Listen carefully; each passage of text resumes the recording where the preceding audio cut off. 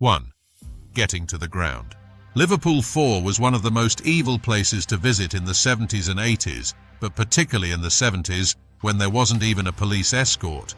I've seen grown men crying and pleading for help to local coppers, who might sometimes help, but other times give them a crack with their long-handled batons and send them on their way, usually right into the very thugs they were trying to get away from.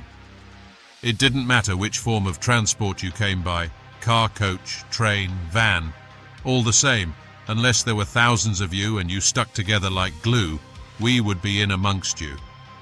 Once you got separated, you were in big trouble, as Everton has seen the most amount of cuttings of any other ground in the country, if not the world.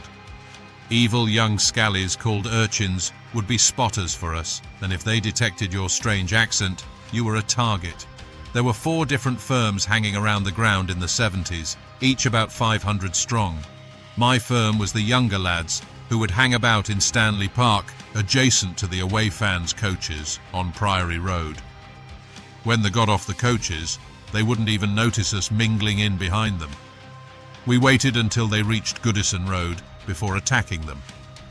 There was another firm of Tony C's waiting in the graveyard opposite us, who would also attack at Goodison Road. By the time the away fans had been run to the ground, another firm would be waiting by the park end. If you survived all that, you had to queue and then be let into a terrace that had already been infiltrated by the 4th firm. Goodison was not a place for the faint-hearted, that's for sure.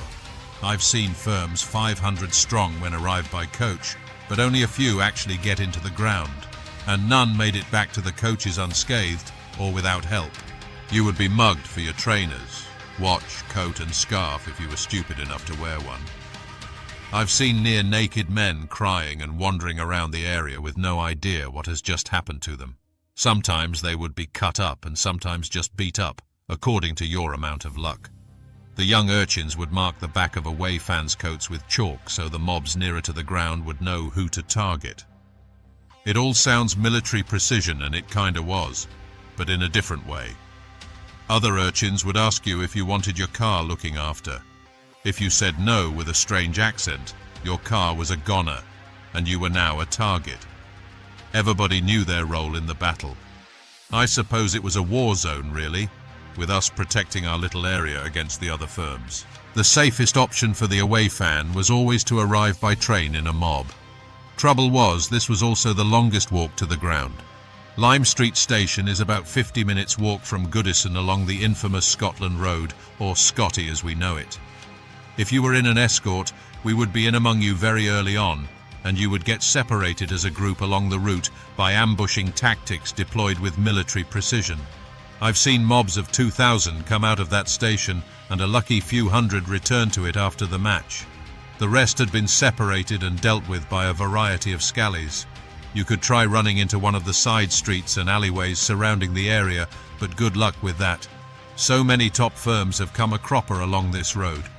Walton was probably the roughest area that Everton attracted fans from, but all the other areas were also rough. The county road cutters were as evil as they come, and as the name suggests, they did terrible things to people. 2. Inside Goodison Park. The Everton home end. The Gouladis Street was never ever taken. Millwall tried it in 1972 and 7 got slashed and 1 nearly died. If there was going to be trouble, I would go into the park end with my firm. It was a non-segregated terrace in those days, and if we didn't get you during the match, then the half-time refreshments underneath the wooden terrace was not be a safe area for you. Police presence was minimal down there, and I cannot begin to tell you how many times I've seen away fans covered in blood or spitting up blood in those dingy toilets. Mayhem would not be a strong enough word to use. While queuing outside, you could hear the feet of the lads from the Priory Road firm charging through the very thin police lines to attack and dispel the away fans, and all this before we even kicked off, and before the main park end firm had arrived. Most times there was nothing for us to do. The away fans had already been sorted. On the odd occasion, some loonies would bring a firm and stay for a while. Leeds, Wolves, Newcastle and Chelsea all showed with big numbers for league games. Leeds and Wolves were the only ones who survived against all odds inside the ground, but were terrorized during and after the game. In the Cup, which was massive in those days, only Derby and Coventry showed up and were swiftly put in their place. The only caveat to all this was when Liverpool and Manchester United came to town, as they were given the whole of the Park End, and we boys had to go elsewhere for our fun and games. We then had to go into the street end, but everyone in the street end would leave before the end of the match to ambush the away fans coming out of the Park End, which usually resulted in total terror for them. I remember Leeds coming out and getting a terrible beating with hundreds of them running down the Scotty Road, being chased by Scallies with Stanleys. Sometimes the home firms would simply wait until the gates were opened by unsuspecting gatemen and simply walk right into the away end, attacking away fans, who would often have no choice but to run out the other gate, straight into a waiting mob, all tooled up and that. As I said, it was almost military precision tactics. 3. The journey back to the trains and coaches. Now all this would be terrible, but now you got to get back to the trains and coaches.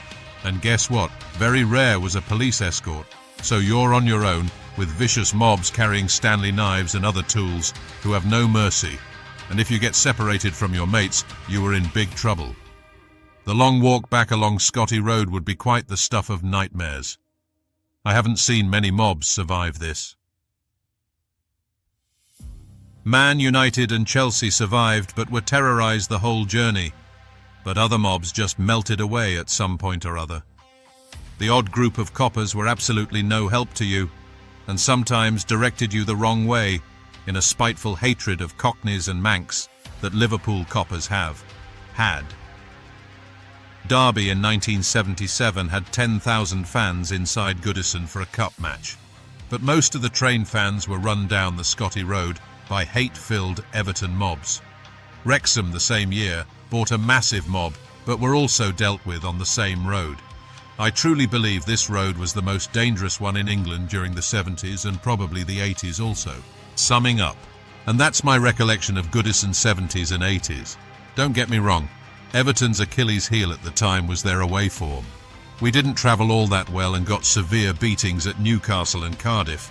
Manchester United and City was a nightmare in those days, but this story was about Goodison, and I hope you get a sense of danger for every away fan of the times. Now I'm older, I can see some of the things I got up to at Goodison were wrong. Yes, maybe we are defending our city from invaders, but what happened to some of them should never happen to anyone. But that's hindsight for you. But I wouldn't want my grandkids to get involved in anything like it. Thanks for watching. Hope you enjoyed our new format of storytelling about the home fans' perspective. Please like, share and comment, as it really helps our channel.